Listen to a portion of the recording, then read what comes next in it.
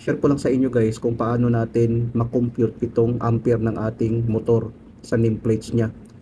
Ang delta kasi natin, ito yung delta niya ay 6.50 ampere. Ampere kasi ito guys. Tapos sa 380 volts naman niya ay 3.75 ampere. So paano natin to makukuha ngayon itong ampere na to? Paano natin to i-compute na lalabas ang ganitong ampere sa ating 1.50 kilowatt or 1.5 kilowatt? Pag isolve natin itong 1.50 times 1,000 kasi ang kilo is 1,000. So lalabas siya na 1.5 kilowatt. 1.50 times 1,000. Ang labas niya ay 1,500 watts. So, kung i-total natin to magiging 1.5 kilowatt ito. So, mayroon na tayong 1.5 kilowatt dito.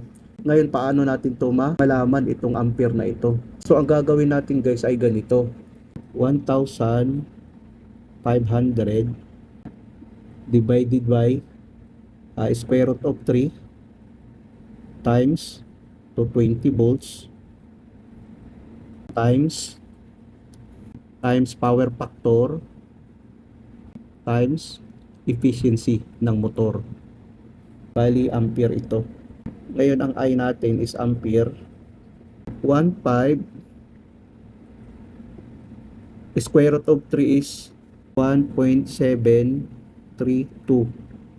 times to 20 volts times power factor natin 78% ang ating efficiency ng ating motor. Tapos ito namang cos phi or cosine theta, ito yung power factor ng ating motor. Ito siya. Power factor ng ating motor ay 0.78. Power factor natin is 0.78. Tapos ang efficiency niya times ang efficiency niya ay 78.0% din ito. Ang square root of 3 is equivalent of 1.732 times to 20 volts times power factor natin is 0.78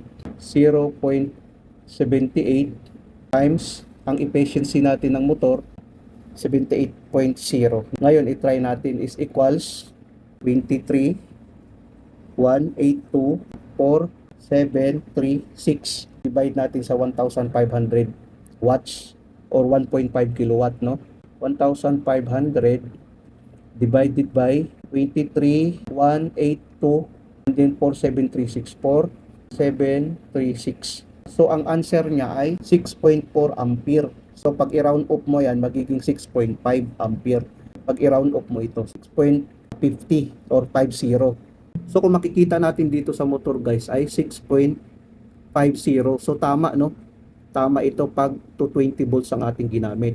Pag 380 volts naman, ganun din ang formula na ating gagamitin, ang 380 volts. Ito kasi yung ano natin, efficiency ng motor. Ito naman yung cosine theta, ito na yung power factor ng ating motor. Natutunan ko to sa training center kung saan ako nagtitraining para sa RMA. Ito siya guys. So bali, ang binago lang natin dito guys, ito lang, no? Baguhin lang natin to. Gawin natin 380 volts. Tapos ito naman ay 380 volts ito. 0.78 ang sa ating power factor, tapos 78.0 naman sa ating efficiency ng ating motor. Square root of 3 natin is equivalent of 1.732 times 380 volts times power factor natin 0.78 times sa ating efficiency ng ating motor 78.0. So yan ang sagot niya guys, no? So ngayon guys, i-divide natin ngayon sa 1,500 watts. 1,500 divided by yung kanina 40, 0.424544. So ngayon, ang result niya guys ay 3.74. Pag i-round off mo yan, magiging 3.75 yan. So tama yung sa nameplates natin ng motor.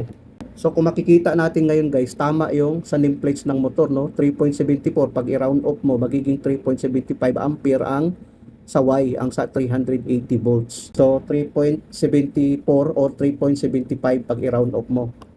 Makita mo kasi dito, 3.74. No? Pag i-round off mo yan guys, magiging 3.75 kasi hindi naman talaga accurate talaga ang computation.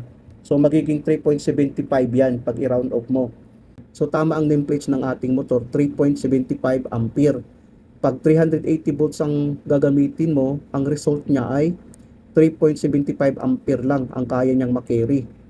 Tapos pag 220 volts naman, ang makarry niyang ampere hanggang 6.5 ampere or 6.50 ampere.